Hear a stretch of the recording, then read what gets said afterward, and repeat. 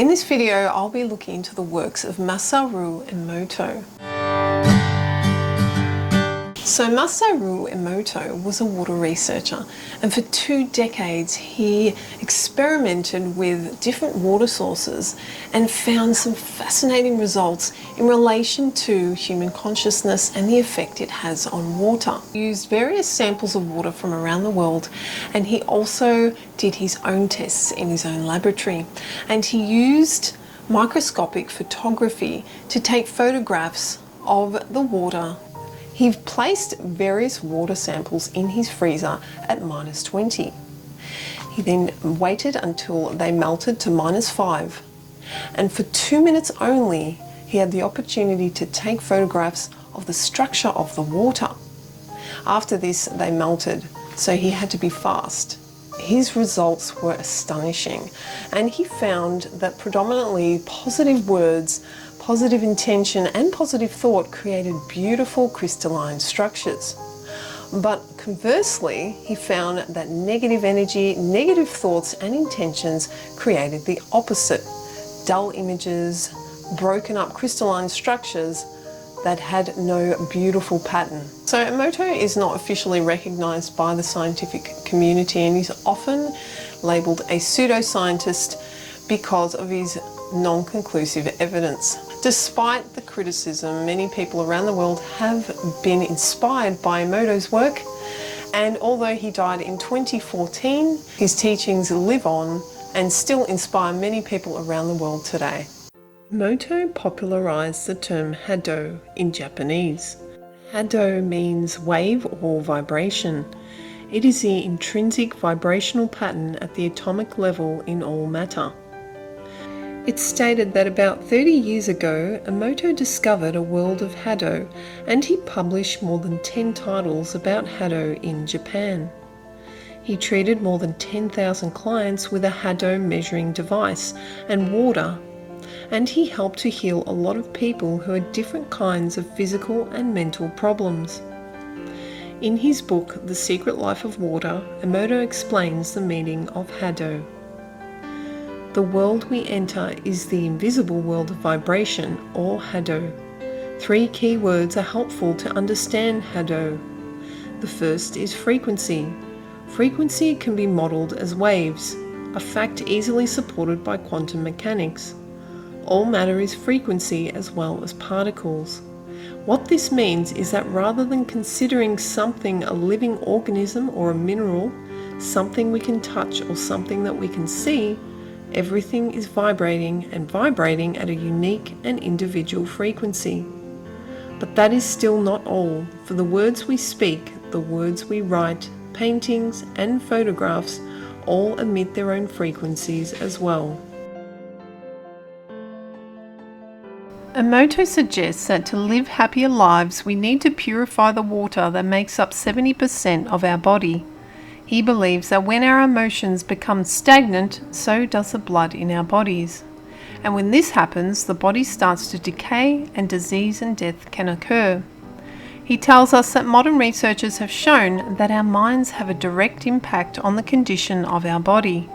So if we want to be healthier, happier, for example, we need to bless the water in our lives and begin to make beautiful and coherent crystals, just like Emoto demonstrates.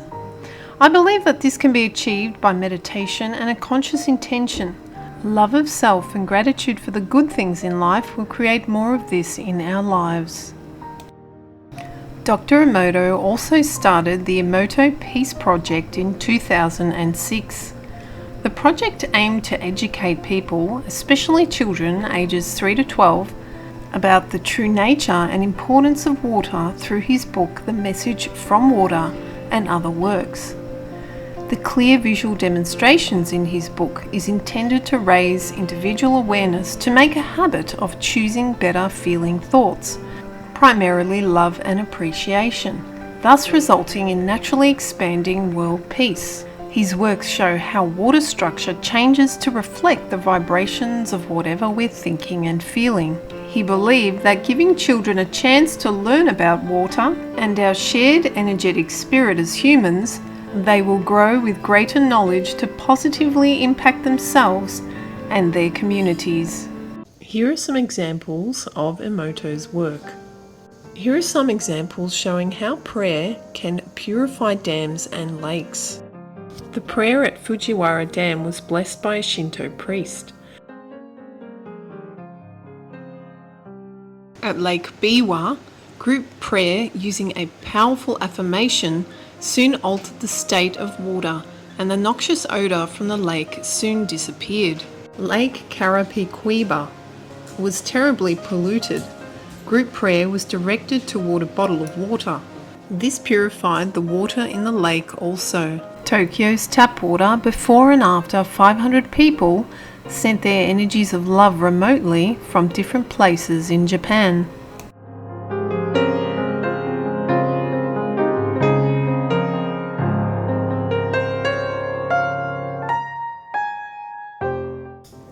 Water from the pristine mountain springs and streams exhibited beautifully formed crystalline structures, whereas the crystals of polluted or stagnant water appeared deformed and distorted.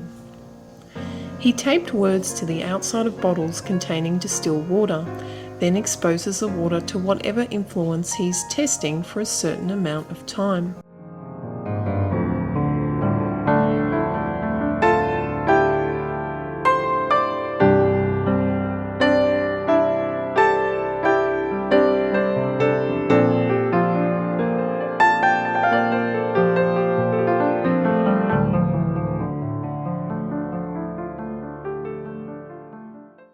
He also placed bottles of water on top of photographs.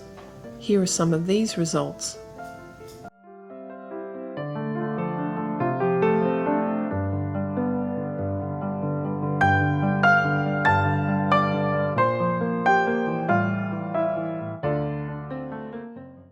All the classical music that he exposed the water to resulted in well-formed crystals with distinct characteristics.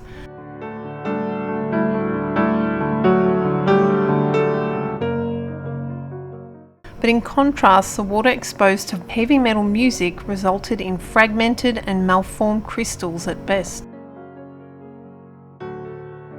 The rice experiment is a popular experiment that was pioneered by Dr. Emoto.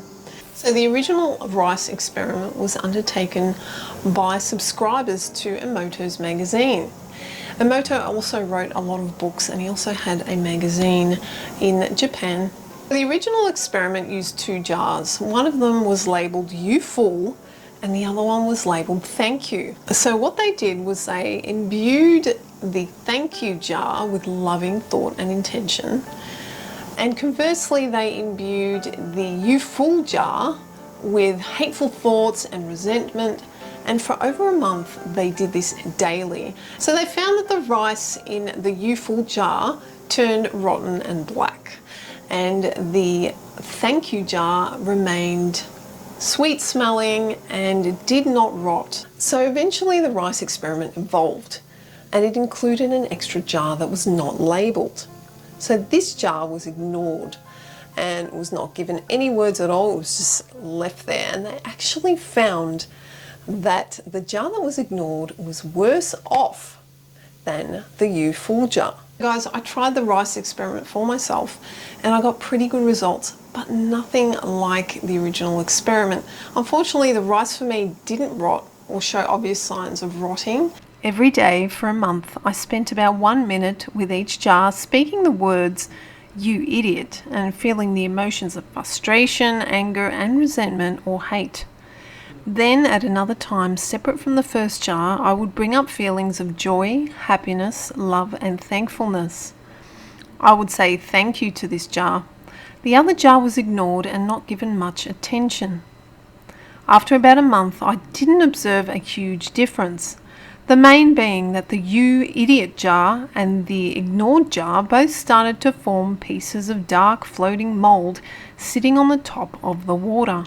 The thank you jar had very little mold, no floating substances, and smelled a lot better than the other two. It smelled sweet and fermented, and the other two smelled rotten. There were no visible changes to the rice itself. Perhaps our thoughts, our words, and our intentions have more power than we ever thought. Perhaps it's a wise choice to be mindful of where we put our thoughts, our intentions, and our emotions. Thanks for watching, and I'll see you in the next video.